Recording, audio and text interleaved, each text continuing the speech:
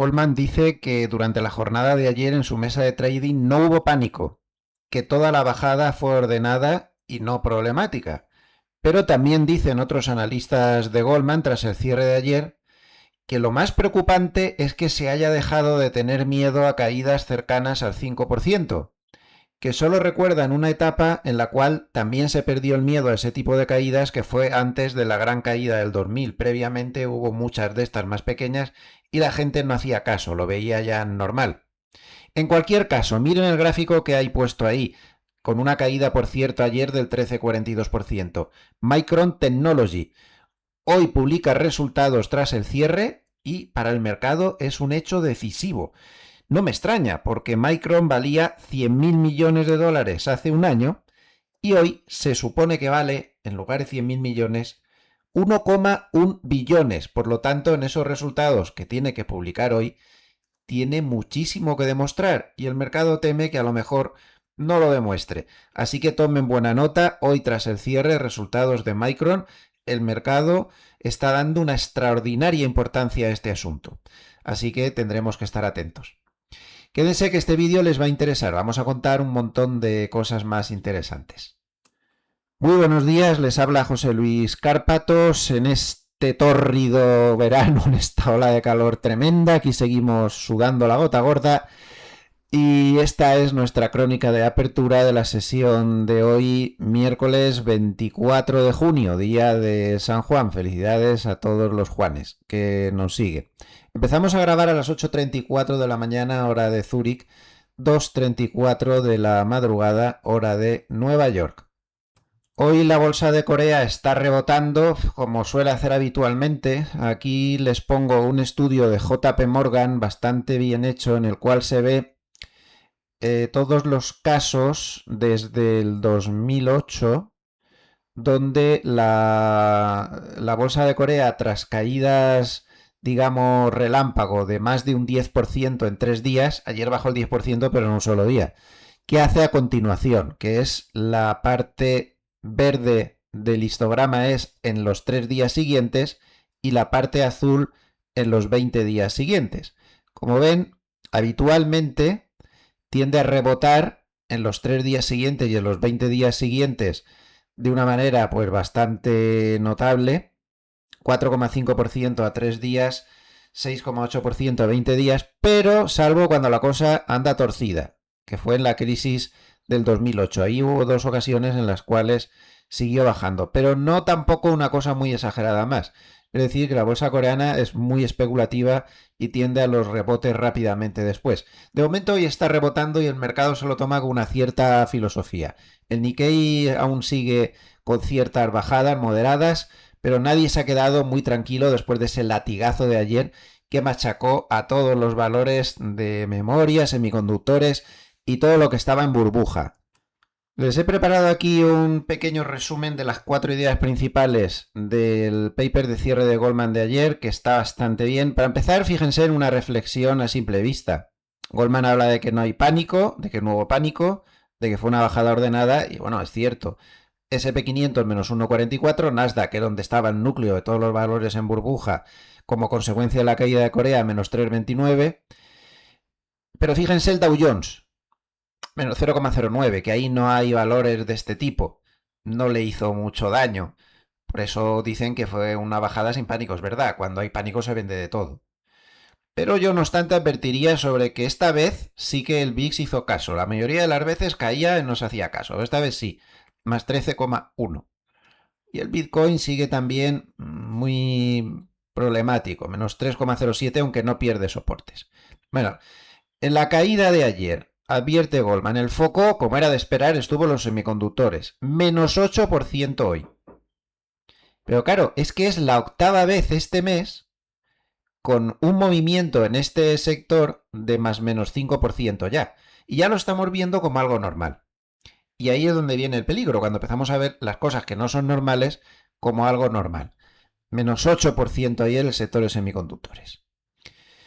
Hynix fue la mecha, fíjense, el ETF apalancado de Hynix 2 veces se metió un menos 24%. En fin. ¿Por qué pasó lo de ayer? Pues Goldman da 5 razones. Uno, miedo a las nuevas ampliaciones de capital. Ya saben que están pidiendo dinero por todos los sitios, una cosa exagerada, empezando por Google y terminando por hasta el último mono. Todo el mundo está pidiendo dinero. Dos, dudas sobre el origen de los fondos que sostienen las grandes tecnológicas. Tres, algunas historias muy concretas, como esa fuga de talento que están teniendo en Google, incluso algún premio Nobel que se les ha ido hacia la inteligencia artificial. Cuatro, lo que ya he dicho, que Micron presenta resultados esta noche y ha bajado en 5 de las últimas 6 veces que ha publicado resultados al día siguiente. Pero claro, sus resultados nunca justifican, por muy buenos que sean, esas valoraciones que tiene. Entonces hay miedo a que Micron haga un Broadcom. Si recuerdan, Broadcom ya dio resultados flojos y se lió. Y 5, porque los fondos de pensiones de Estados Unidos van a vender acciones para cierre de mes y lo van a hacer ya. Atención, porque Goldman da por fin la cifra solo para Estados Unidos. Ya saben que teníamos la cifra global, que era la que daba JP Morgan, pero no teníamos la cifra solo para Estados Unidos. Ya la tenemos. Goldman la ha soltado y, ojo, 40.000 millones de dólares de rebalanceos vendedores de bolsa y compras de bonos de los fondos de pensiones, y es el mayor importe estimado de la historia. Nunca se había visto un rebalanceo vendedor tan importante como este. Por lo tanto, se confirma lo que decía JP Morgan y, por favor, tomen nota de que este va a ser un factor claramente negativo en los próximos días hasta el día 30, hasta el martes, donde habrá terminado todo esto, ¿no? Dicen que la venta fue ordenada sin pánico, como ya les he comentado, y observen este dato. La volatilidad del Nasdaq está en máximos contra el SP500, o sea, si comparamos la volatilidad del Nasdaq con la del SP500, está en el percentil 99 del año.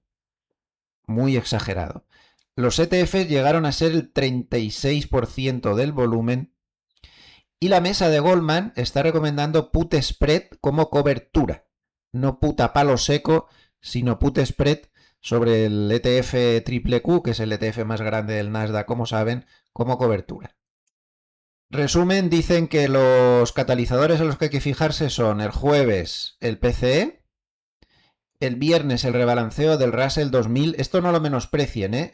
Este es un fenómeno que da una volatilidad salvaje en los últimos minutos de las sesiones donde se producen los rebalanceos y que para personas o inversores que estén metidos en intradía les pueden hacer un roto en 10 minutos sin saber qué está pasando. Así que muy desaconsejable el intradía en el último tramo de la sesión del viernes, porque estos rebalanceos del Russell 2000 generan mucha volatilidad. Y evidentemente, pues hoy, ellos hablan de mañana, pero es hoy, los resultados de Micron tras el cierre que dará un termómetro real del ciclo de memoria. Resumen, lo que dice Goldman no es un crash, es una venta ordenada y mecánica concentrada en chips y memoria, con la duda de fondo de si la enorme inversión en la inteligencia artificial va a dar rentabilidad. El mercado entra en un vacío de noticias con poca liquidez en el libro de órdenes.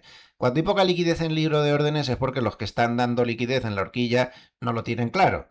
Eso también tomemos buena nota. Hoy he visto un estudio sobre estacionalidad en los años de elecciones de medio término como este, de JP Morgan, que me ha parecido muy interesante y he extraído un par de gráficos que los he adaptado con la ayuda de Cloud y los he traducido. Fíjense la diferente estacionalidad que tienen los años electorales de medio término, donde el segundo y tercer trimestre en SP500, en Nasdaq Composite y en Russell, en todos es igual, no son nada buenos. Y sin embargo, cómo explota al alza la estacionalidad en el último trimestre del año, que es la barrita verde. Esto es muy característico de los años de elecciones de medio término.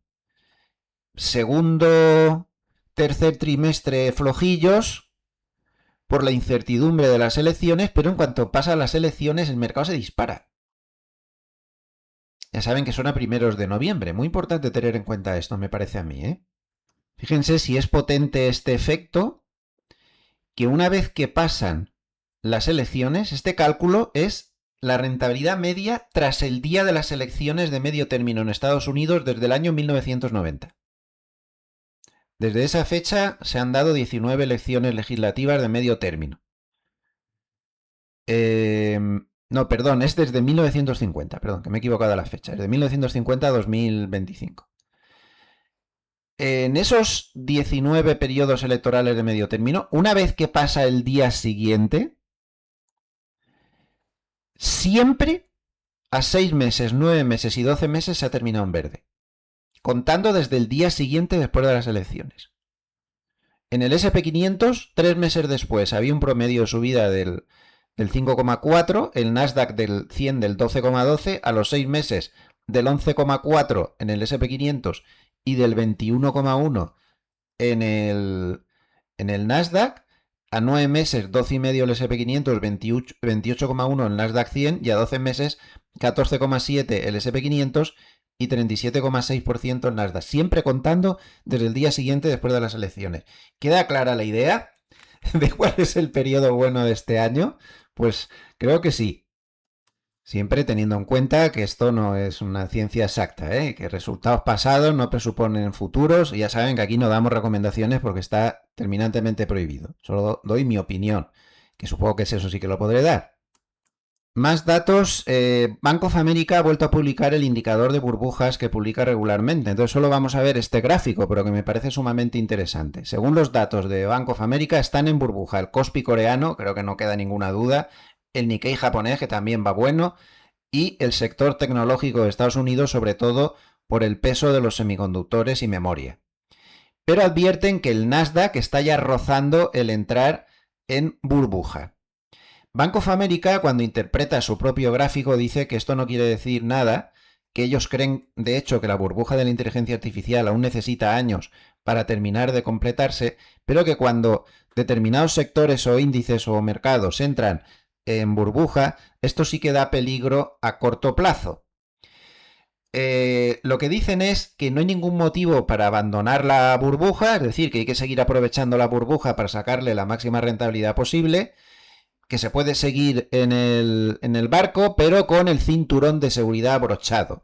Insisten mucho en eso, que tenemos que ser conscientes de que cuando ya se entra en estos niveles puede haber grandes subidas, porque las fases de las burbujas son así, o grandes sopapos en los que te encuentras metido en ellos sin comerlo ni beberlo y normalmente no te da tiempo salir porque no sabes nunca, debido a que el mercado, como ha explicado Goldman por otro lado, ya se ha acostumbrado a las caídas y subidas de un 5% y no hace caso. Entonces, cuando te das cuenta de que esta vez va en serio, estás en menos 20% abajo. En cuanto al estrecho de Hormuz, se sigue viendo tráfico, no es ni de lejos el tráfico normal, pero es evidente que están entrando petroleros, son las flechas rojas, y saliendo petroleros también. Hay una fila bastante larga de cerca de 10 petroleros que están saliendo de ahí. Bueno, pues sigue habiendo mucha confusión. Oman ahora ha salido con que tienen otro protocolo, Irán dice que tiene otro, Irán sigue negando todos y cada uno de los puntos que Estados Unidos dice que han acordado, todos y cada uno de ellos. Y bueno, o sea, hay mucha confusión, pero bueno, por lo menos están saliendo los que estaban, están entrando algunos, algo mejor de lo que estábamos, pues evidentemente estamos, como podemos ver con todos los barcos que están pasando por aquí, tanto mercantes como petroleros. Hablando de los petroleros y del estrecho de Hormuz, Trump ha ordenado al Departamento de Justicia que inicie una investigación contra las petroleras de Estados Unidos para ver por qué no están bajando los precios a la velocidad con la que está bajando el precio del petróleo y demás. Ya saben esto cómo va, ¿no? Todo el mundo lo dice. Los precios de la gasolina, pues ya saben, suben a toda velocidad, suben como un cohete, pero bajan como una pluma, muy lento. Esto nos pasa a todos, señor Trump, no solo en Estados Unidos. Así que es un fenómeno, aquí hay que darle la razón, ¿no? Es un fenómeno un poco, en fin, sui generis.